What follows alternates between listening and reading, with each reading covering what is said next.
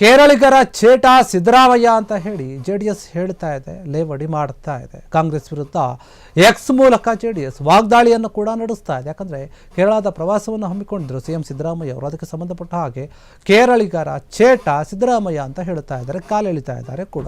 ತಮ್ಮ ಎಕ್ಸ್ ಖಾತೆಯಲ್ಲಿ ಈ ರೀತಿಯಾಗಿ ಹೇಳುವ ಮೂಲಕ ಸಿದ್ದರಾಮಯ್ಯ ಮತ್ತು ಸರ್ಕಾರದ ವಿರುದ್ಧ ವಾಗ್ದಾಳಿಯನ್ನು ನಡೆಸಿರುವಂಥದ್ದು. ವಸತಿ ರಹಿತ ಕನ್ನಡಿಗರಿಗೆ ಮಿಡಿಯದ ಸಿದ್ದು ಸರ್ಕಾರ ಈಗ ಕೇರಳದ ಅಕ್ರಮ ವಲಸಿಗರಿಗೆ ಮಿಡಿತಾ ಇದೆ, ಯಾಕೆ ಅಂತ ಕೇಳ್ತಾ ಇದ್ದಾರೆ.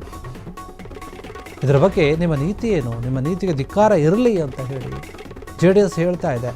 ಹೈಕಮಾಂಡ್ ಆರ್ಡರನ್ನು ತಲೆಬಾಗಿ ನೀವು ಸ್ವೀಕಾರ ಮಾಡ್ತೀರಿ, ಕುರ್ಚಿ ಕಳೆದುಕೊಳ್ಳುವ ಭೀತಿಯಲ್ಲಿ ಅಕ್ರಮ ವಲಸಿಗರ ಪರವಾಗಿ ನೀವು ನಿಂತುಕೊಳ್ತಾ ಇದ್ದೀರಿ, ತರಾತುರಿಯಲ್ಲಿ ಸಭೆಗಳನ್ನು ನಡೆಸ್ತಾ ಇದ್ದೀರಿ, ಆದೇಶವನ್ನು ಕೂಡ ಹೊರಡಿಸ್ತಾ ಇದ್ದೀರಿ, ಯಾಕೆ ಅಂತ ಪ್ರಶ್ನೆ ಮಾಡ್ತಾ ಇದ್ದಾರೆ.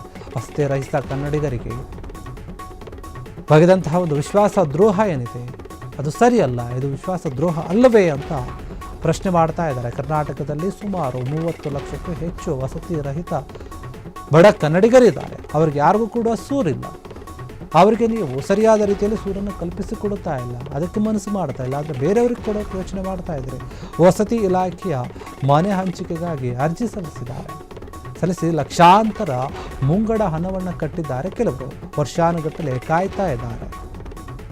ಅಂಥವರಿಗೆ ಮನೆ ಕೊಡದೆ ಸರ್ಕಾರ ಅನ್ಯಾಯವನ್ನು ಮಾಡ್ತಾ ಇದೆ ಅಂತ ಹೇಳಿ ಜೆಡಿಎಸ್ ಈ ರೀತಿಯಾಗಿ ಕಾಲೆಳಿತಾ ಇದೆ ಸಿದ್ದರಾಮಯ್ಯ ಅವರನ್ನ, ಸರ್ಕಾರವನ್ನು ಕೂಡ. ಹೌದು, ಯಾಕಂದರೆ ಈ ಕೋಗಿಲು ಬಡಾವಣೆಗೆ ಸಂಬಂಧಪಟ್ಟ ಹಾಗೆ ನಾವು ನಿವೇಶನಗಳನ್ನು ಕೊಡ್ತೀವಿ, 1ನೇ ತಾರೀಕಿಗೆ ಕೊಡ್ತೀವಿ ಅಥವಾ ಜನವರಿಗೆ ಕೊಡ್ತೀವಿ ಅಂತ ಹೇಳಿ ಹೇಳ್ತಾ ಇದ್ದೀರಾ.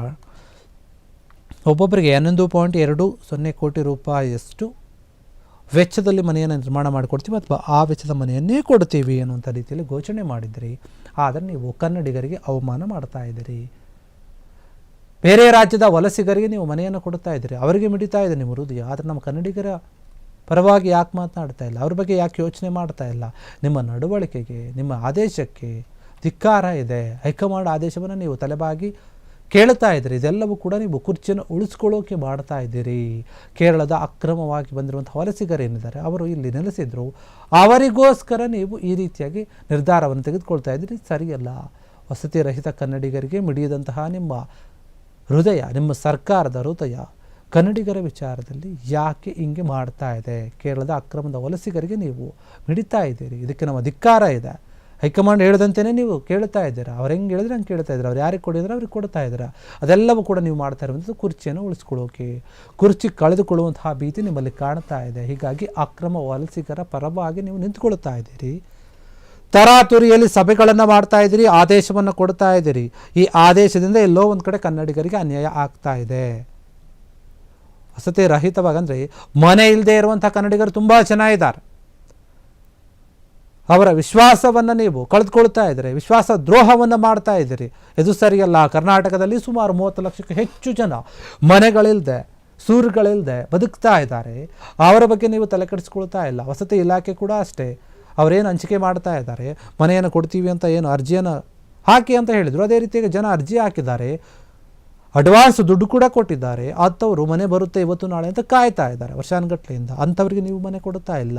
ಆದರೆ ಎಲ್ಲೋ ಬೇರೆ ಕಡೆಯಿಂದ ಬಂದಂಥ ಕೇರಳದ ವಲಸಿಗರಿಗೆ ನೀವು ಈ ರೀತಿಯಾಗಿ ಮನೆ ಕೊಡೋಕ್ಕೆ ಮುಂದಾಗಿದ್ರೆ ಇದು ಸರಿನಾ? ಇದು ಅನ್ಯಾಯ ಅಂತ ಹೇಳಿ ಜೆಡಿಎಸ್ ಸಿದ್ದರಾಮಯ್ಯ ಅವರಿಗೆ ಪ್ರಶ್ನೆ ಮಾಡಿದೆ, ವಾಗ್ದಾಳಿಯನ್ನು ಕೂಡ ನಡೆಸಿದೆ. ಕ್ಷಣ ಕ್ಷಣದ ಸುದ್ದಿಗಳಿಗಾಗಿ ಫ್ರೀಡಂ ಟಿವಿ ಸಬ್ಸ್ಕ್ರೈಬ್ ಮಾಡಿ, ಲೈಕ್ ಮಾಡಿ ಹಾಗೂ ಫಾಲೋ ಮಾಡಿ. ಹೊಸ ಸುದ್ದಿಗಳ ನೋಟಿಫಿಕೇಶನ್ಗಾಗಿ ಬೆಲ್ ಐಕಾನ್ ಮೇಲೆ ಕ್ಲಿಕ್ ಮಾಡಿ.